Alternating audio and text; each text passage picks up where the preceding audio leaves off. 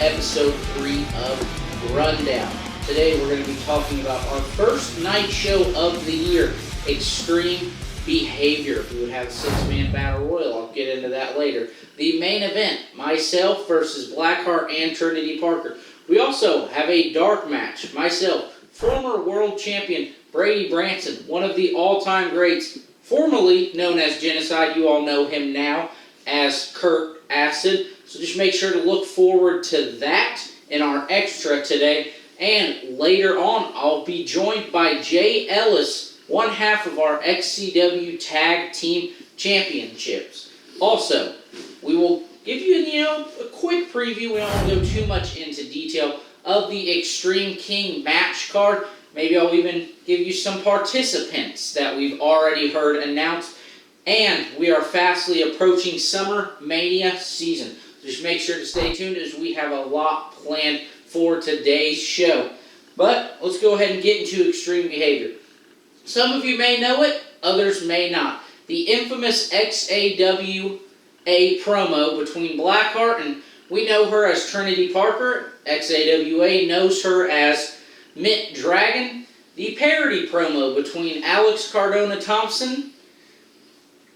He's continued to target Blackheart, and this was just another sign of things to come, making a complete joke of that promo, and even using the infamous "that's the truth" according to Blackheart taunt that we hear him say at the end of every single promo. That's what kicked off the show. We also had another returning promo, Busted TV, with none other than Jeff Buster, who the fans love, and he seems to love the fans right back.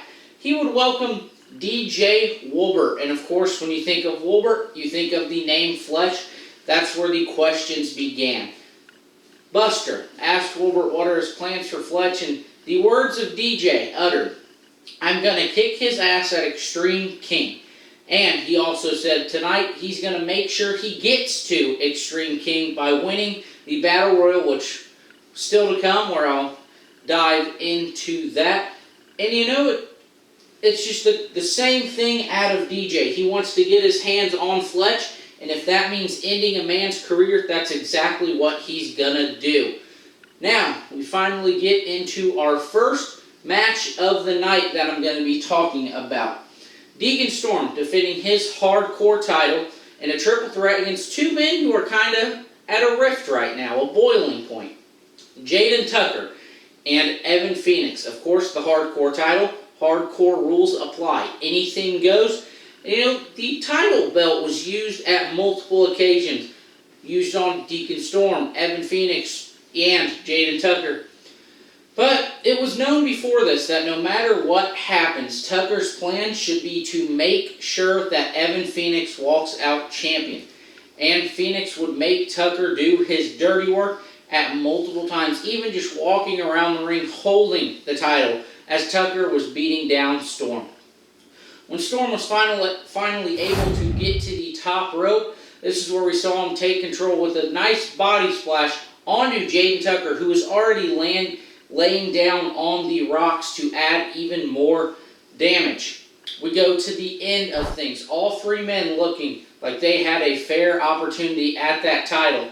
When it seemed like Tucker had things won, Phoenix reinsured the plan that no matter what, he should be walking out as champion. But finally, Jaden Tucker had enough of this, and he would shove Phoenix to the ground. And this has come to the boiling point. Tucker has had enough of Phoenix and his antics, but Deacon Storm would take advantage by rolling up Evan Phoenix to get the 3 count and retain his hardcore championship. Now that Phoenix and Tucker have got to their boiling point, what's to come for those two? Will we see Tucker, go out on his own, try to get some singles gold? Will we maybe see the return of Evan Phoenix, who was once a world champion? Will he go back to those dominant days where he was walking around as world champion, showing that he could get it done at the top? Deacon Storm, what's next for him in that hardcore championship? Anything goes when you go for that title, so it'll be interesting to see who sets their sights on that. Now, we're going to cut to a quick commercial break. Like I said, when we come back, one half of our XCW Tag Team Champions, Jay Ellis, will join us to discuss his 6-man tag match he had, and also, what's it like being Tag Team Champion, and, what was the transition like for him from FWL to XCW. So make sure you stay tuned, and we'll welcome him as soon as we come back.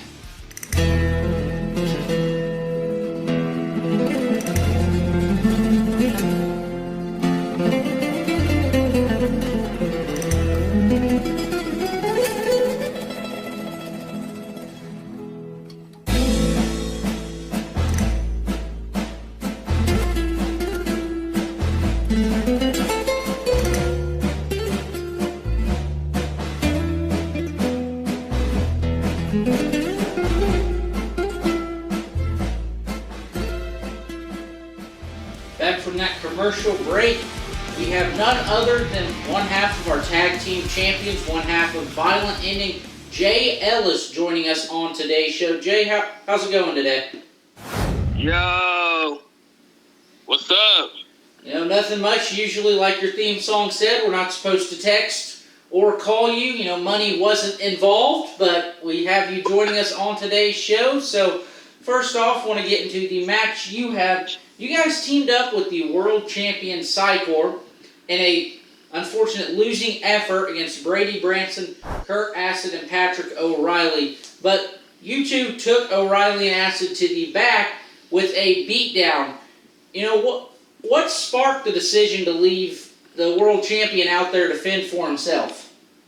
The way his attitude was, he wasn't out there actually trying to be no team player. Did you see how he stopped when he ran up on Genocide? It looks like out of a show of respect, but what's respect when you're in the ring against, other opponents, when you're against somebody who's on another team where a guy took your belt? You're definitely right about that. Multiple times he tagged you and JJ in to avoid getting his hands on people, so definitely a respect element. Now, it's known before you were in XCW, part of FWL. What was that transition like from one company to another? It was way different. coming from, us just wrestling outside on the ground to actually being in the ring and then, working with the people that you have to work with now. It was just a whole different vibe, different environment.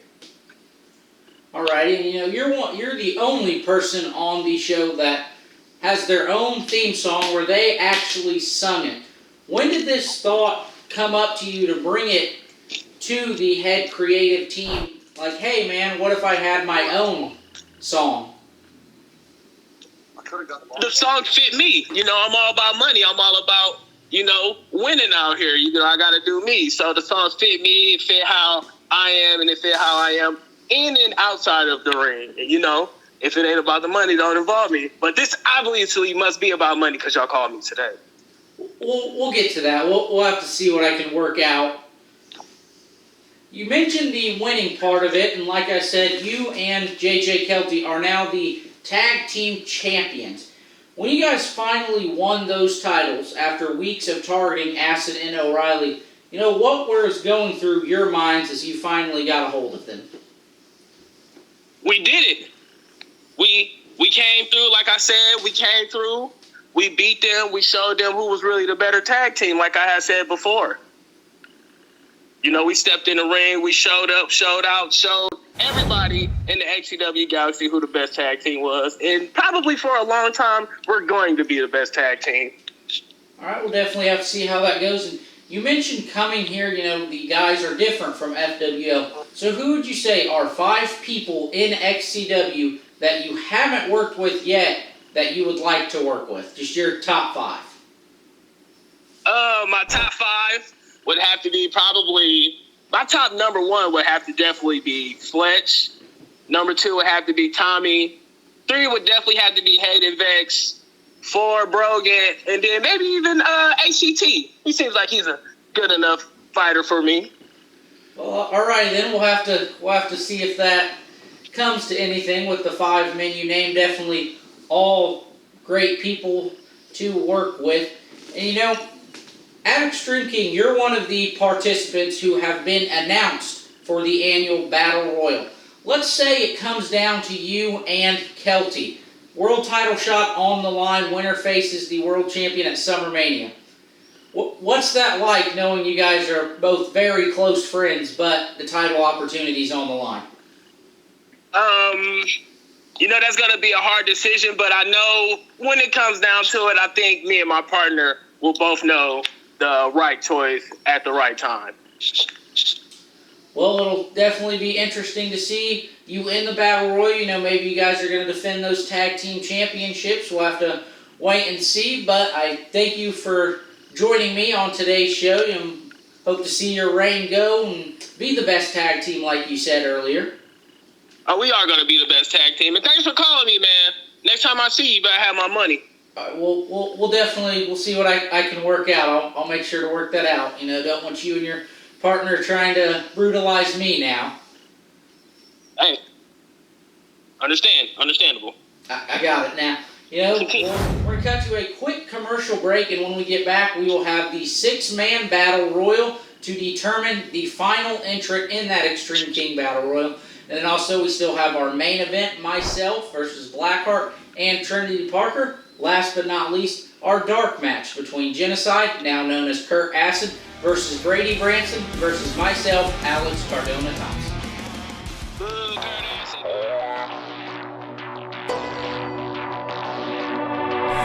So the day I die, I came to win. Everything I got, I'm all in. All in. All in.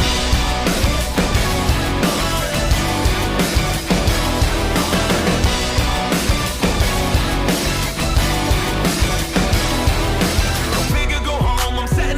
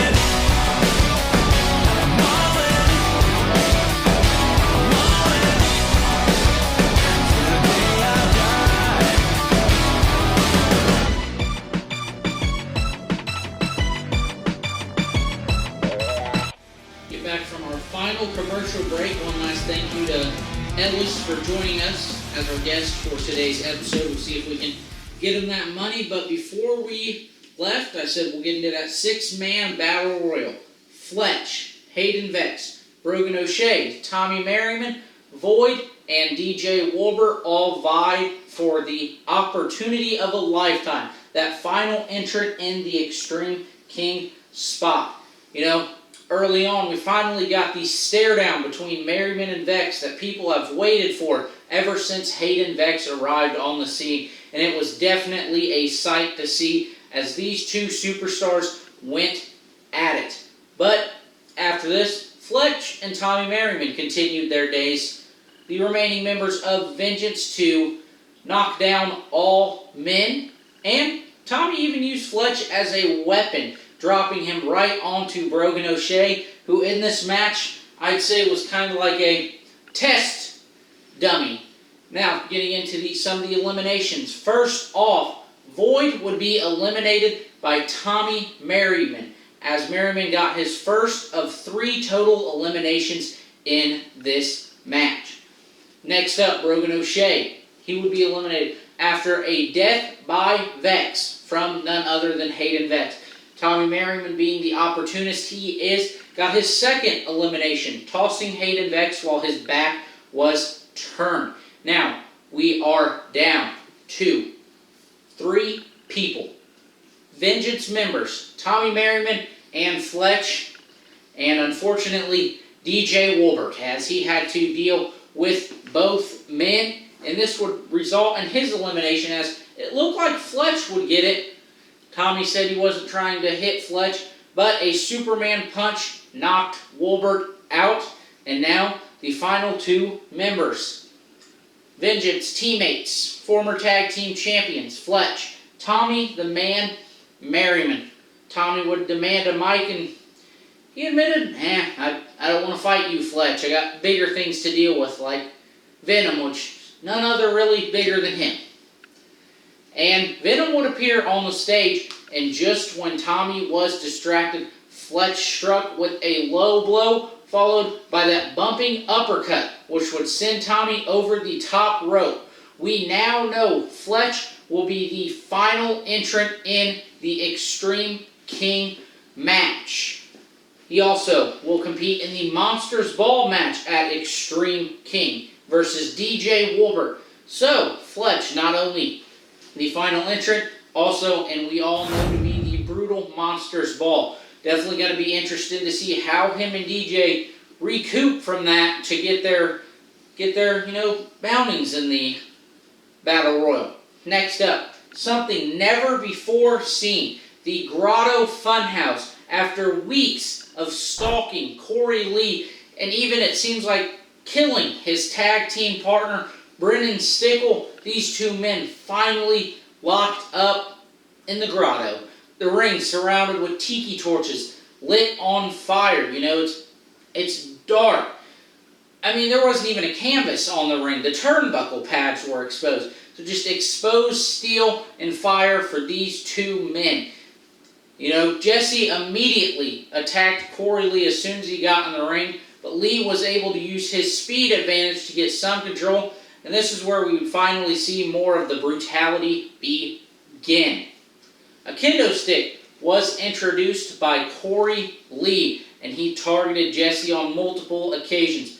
But when Justice was able to get away, we would see that creepy white rabbit mask, and Corey Lee had no clue what just happened. He didn't know what hit him, and Jesse Justice regained control for a brief second. But fire finally used. It's been surrounding the ring this whole time.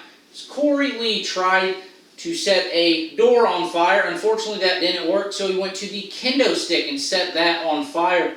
You know, some sparks would fly off as Lee struck the back of Jesse Justice. Later on in this match, the door would try to once again be set on fire, but it did not work for Corey. However, it worked to perfection for Jesse Justice as he sent the salvation of XCW through that door with the Balto Bomb, and this resulted in the 1-2-3 victory. This match was definitely had its brutal moments, something never before seen. And maybe it's Jesse's Playhouse. Maybe if he doesn't think he can beat you in the ring, he'll take you to the grotto and introduce you to his side of things. So we'll see if we get that matchup again. But now to the main event. Myself, ACT, would take on Blackheart and Trinity Parker. Earlier, we would see Trinity Parker. Blackheart was trying to talk her out of this, but Parker claimed she needed this matchup. She has nothing to lose by getting in the ring. But Blackheart wouldn't really let her get in the ring, as he refused to tag her in. He made sure he kept ACT grounded. But just when ACT dropped him with an honor roll clothesline, people started to chant, tag her in. And for the first time in XCW, we would see Trinity Parker wrestling in an XCW ring. And ACT looked for the clothesline, but with those loaded gloves of Parker, she was able to ground ACT and even, almost got him to tap out. But, per usual, you assume, a woman and a man, no offense. The man is going to have the upper hand, and Thompson did, as he immediately dropped Parker. And after dropping her with the last shot, he would handcuff Blackheart to the rope and make him watch as Parker was screaming in agony, forcing her to tap out. And this wouldn't be the end, as Thompson taunted Blackheart and made his claim as he guns to be the next international champion. Now, I've been talking about Extreme King all day. We just got off Blackheart and ACT. Those two will face off for that international title at Extreme King in a ultimate submission match. These two usually don't dive into the submission, so it'll definitely be interesting to see who walks out with the international title. We also mentioned that Monsters Ball match, Fletch and DJ Wolbert. Fletch has constantly got the upper hand, but will Wolbert be able to finally put away the demon he's been dealing with since his return? And also, like we saw at Aggression, Brady Branson won that six-pack challenge. He will go one-on-one with Psychor for the world title. Will Brady Branson be able to get that title back, or will Psychor continue his reign? And of course, it's Extreme King, that Battle Royal. We had Jay Ellis earlier. He'll be in that match. JJ Kelty, the other half of the tag team champions, will be joining him. Kurt Acid, Patrick O'Reilly, Tommy Merriman, Boyd, Fletch, we know, he'll be the last entrant. Hayden Vex, the defending winner of Extreme King. Brogan O'Shea, a former world champion. The field is definitely stacked so far. Who's going to be the next winner of Extreme King? Could we see a repeat winner in Hayden Vex? Could somebody not even announced, it's full of surprises, could they maybe win? Or will Fletch from the final spot use that to his advantage to get the world title shot? And before we get into our dark match, that triple threat, go ahead and grade this show. Early on, it had its moments, but I feel like the final three matches is what picked this up to, get this a late sophomore year. You're taking your finals, you're ready to go get that summer job finally. I feel like this show, the final three matches between that Battle Royal, the Grotto Funhouse, which we've never seen, and the main event really saved this show. And it also added to Extreme King, as we now know who the final entrant will be. Like I said, that dark match, Brady Branson, at the time Genocide, now known as Kurt Acid, and myself face off in a triple threat match. Make sure you stick around for that and join us on episode 4 of Rundown, as I will talk about brutality. Hello everybody and welcome to another edition of XCW Extra here on the Rundown, and we have, as promised, a triple threat match tonight between Alex Cardona Thompson, who is on his way to the ring, also Brady Branson and Genocide. What can we expect from this triple threat of these guys who don't have a whole lot of history together, the three of them? It's definitely a mix of styles. Thompson tries to outsmart his opponents, use the ropes, get away at any point he can.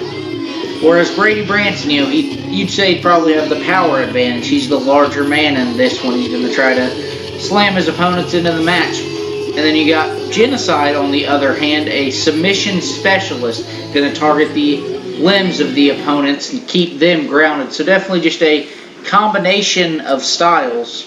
Definitely going to be something interesting to see, like you said, as Thompson awaits in the ring.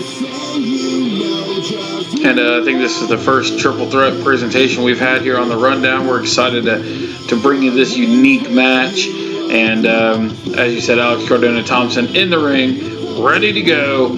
And we await Brady Branson on his way to the ring now. And he's had quite the 2020, quite the 2021. He's definitely made a name for himself. He's a two-time XCW champion at this point, and you can't help but to wonder that if he has the advantage in this match. I mean, obviously Genocide's seen 9 world championships in his long career, but Brady Branson may be in the prime of his career right now. Yeah, I'd definitely say this is the moment for Brady Branson. He took advantage of 2020, using that as his breakout. That was the best year so far of his career in XCW. And I mean, like you said, Genocide does have those 9 world championship reigns, but right now it seems like it's Brady Branson's time to shine. It's a match of past, present, and future, it almost seems, as we await Genocide. And recently Genocide went back to his old ways, calling himself Kurt Acid, but with a new edge. He calls himself The Boat, and has a completely different presentation. And it seems as if the fans are behind The Boat. But what's your take on Genocide once again becoming Kurt Acid and kind of changing everything up for himself here in XCW? Well, it seemed like, Genocide has lost kind of an edge to him. So bringing back Kurt Acid, I feel like it's gave him something new. He was Genocide for so long, and now that the fans are behind him, it seems like Acid just has this newfound aggression to him. Even, recently being tag team champions with Patrick O'Reilly. All right, absolutely. And we've seen some highly contested matches between the Boat and Patrick O'Reilly, as they've been taking on Violent Ending, Jay Ellis, and the referee calls for the bell, and there's the smarts of the scholar. ACT rolls out, and well, we're about to see Genocide and Brady Branson one-on-one. It looks. Go ahead. They don't need lessons on how to be a bitch. It definitely looks like he's using his smarts. He's gonna, in a triple threat match. There's 3 men. Looks like Thompson's gonna conserve his energy, and when he seems it's a moment for him to take control. Maybe that's when we'll see him come back into the picture, as Genocide and Brady Branson look to be starting us off here.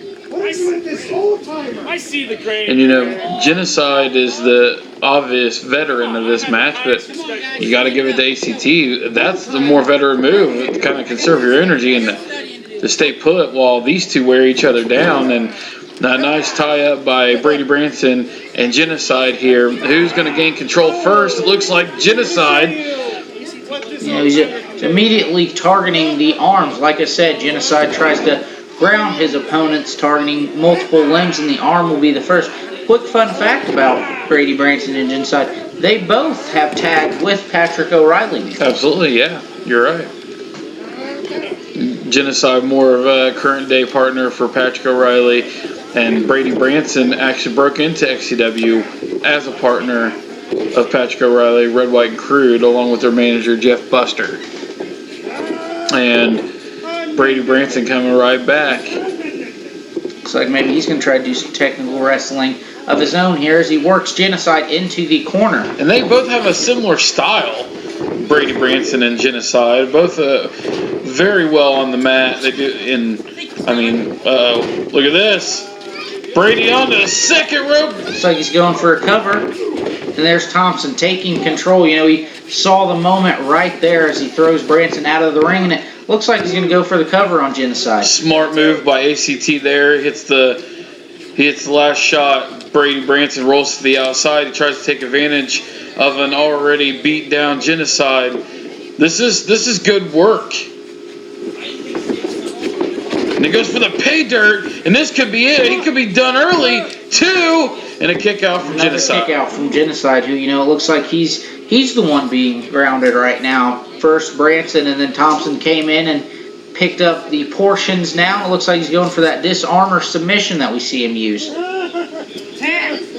You're trying to make Genocide tap out on his own here. If Genocide could just extend his leg a little bit, he'd be able to get on that bottom rope. And then at that point, he'd have to break it. But it looks like he's got his own way. It looks like he's trying to get him locked in for his ankle lock. It looks like not maybe more the ankle lock as he hooks the leg, but Thompson able to once again get to the bottom rope, making sure Genocide stays back so he can get back to his feet.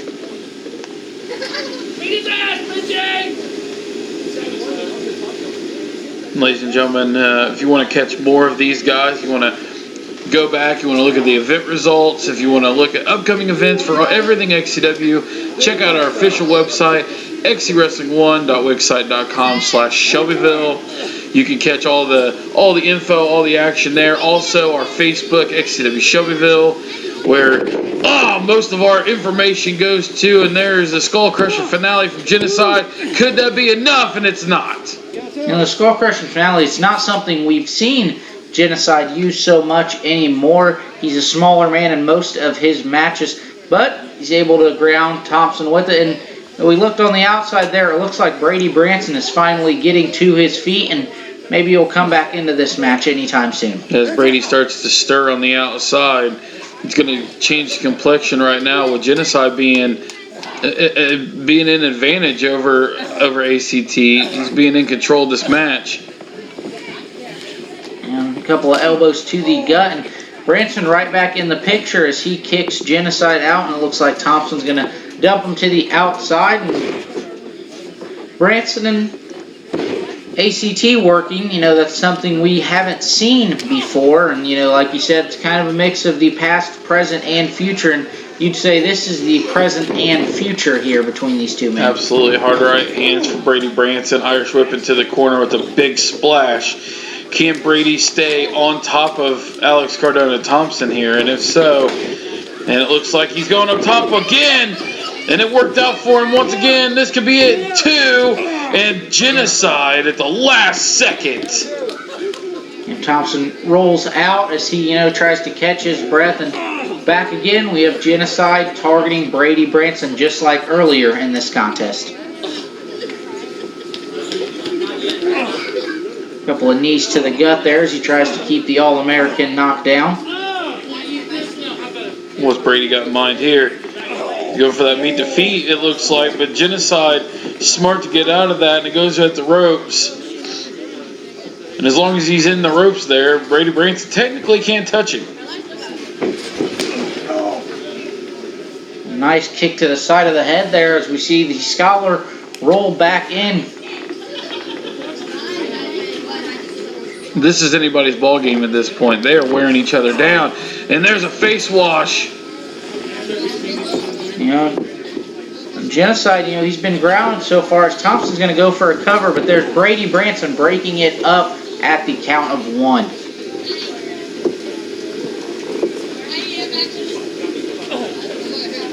Hard right shot from Brady. Both men exchanging blows here as one of them try to get the upper hand. And a clothesline, it looks like ACT ate that bottom rope. There's Genocide right back to his feet as he knocks down Branson. A couple of nice kicks to the gut, and he's going to use the rope as his advantage now. And Genocide maybe trying to hook up for the 666 here. And if he could get Alex Cardona Thompson away from that bottom rope, that is it. He will put him away here. And that's exactly what he's got, the 666. But there's Brady Branson.